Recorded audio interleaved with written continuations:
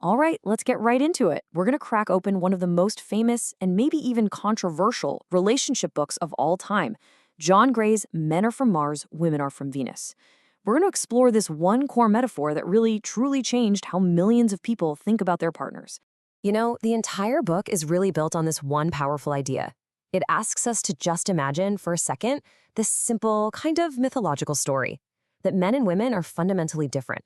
So different, in fact, it's like they're from two completely separate planets, each with its own culture, its own language, its own set of rules.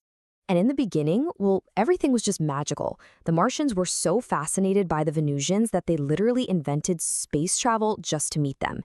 And the Venusians, they welcomed them with open arms. They actually celebrated their differences, they learned from each other, and for a long time, everything was just perfect harmony.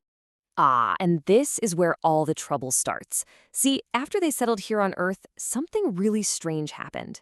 The atmosphere, it caused this weird kind of selective amnesia. And this is the central problem that the whole book tries to solve. Suddenly, boom, the Martians and Venetians completely forgot they were from different worlds. All that knowledge, all that understanding they had about their inherent differences, it was just wiped clean. They started expecting their partners to think and feel and react exactly like they did. And that's when conflict just became the new normal. So, what were these forgotten differences? Well, it all really comes down to their core values. For the Martians, or men, they define themselves through what they achieve. They value things like power, competency, efficiency. But for Venusians, or women, it's a totally different ballgame. They value love, communication, beauty, and relationships. Their sense of fulfillment comes from sharing and connecting with others. And these different values, they lead to two of the most common mistakes you see in relationships. For men, it's this tendency to become Mr. Fix-It. And for women, it's the instinct to form what the book calls a home improvement committee. Let's break down what that actually means. So, when a woman talks about her problems, a lot of the time, she's just looking for empathy, right? She wants a listening ear. But to a Martian, a problem is like a direct request for a solution. He shows his love by offering a fix, because back on Mars, that's how you prove you're competent and that you care. But here's the crucial part. This can make her feel like her feelings are being totally invalidated or just brushed aside. Now, let's flip that. From the Venusian point of view, offering help and advice is a huge act of love and care. It basically says, I'm here for you. But when a woman offers that same unsolicited advice to a man, he often hears a completely different message. To him, it sounds like she doesn't trust his abilities. He feels like she thinks he just isn't competent enough to handle it himself.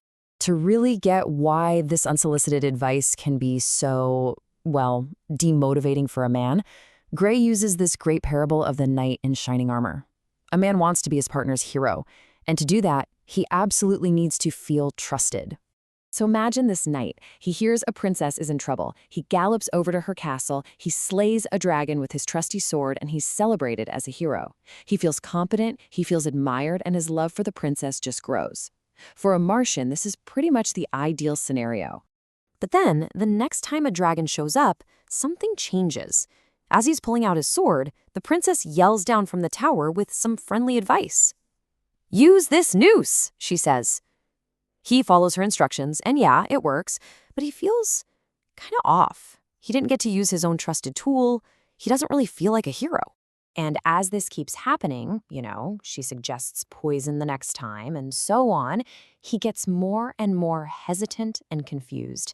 His confidence is just shot. He no longer feels trusted or appreciated for his own skills. And eventually, he stops even trying to be her hero. He just leaves to find someone who trusts him to wield his own sword. These misunderstandings, they go way deeper than just actions. They're literally baked into the language that men and women use. The exact same sentence can be heard in two completely different ways. Let's take a look at how this plays out.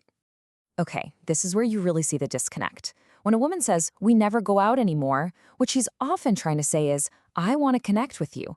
But what a man hears is a direct criticism. "You are failing me, you're not being romantic." And it's the same with something like, "This house is a mess." It's heard as blame, not as a cry for help.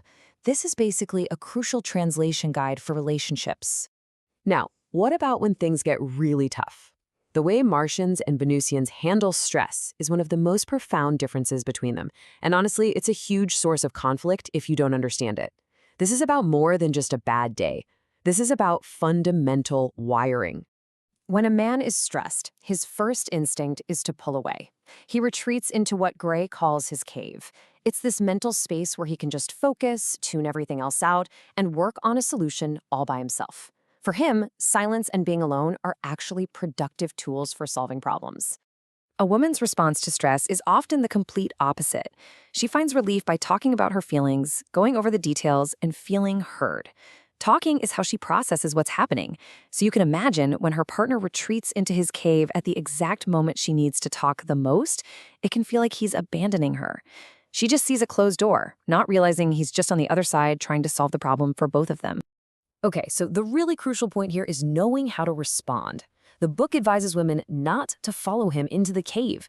Trying to help or asking about his feelings, well, that just feels like a massive interruption to his problem-solving process. Instead, the best thing you can do is just trust that he's capable, go do something you enjoy. He'll come out when he's found a solution and is ready to reconnect, and he'll actually really appreciate the space you gave him. So how do we get back to that original harmony that the Martians and Venusians had?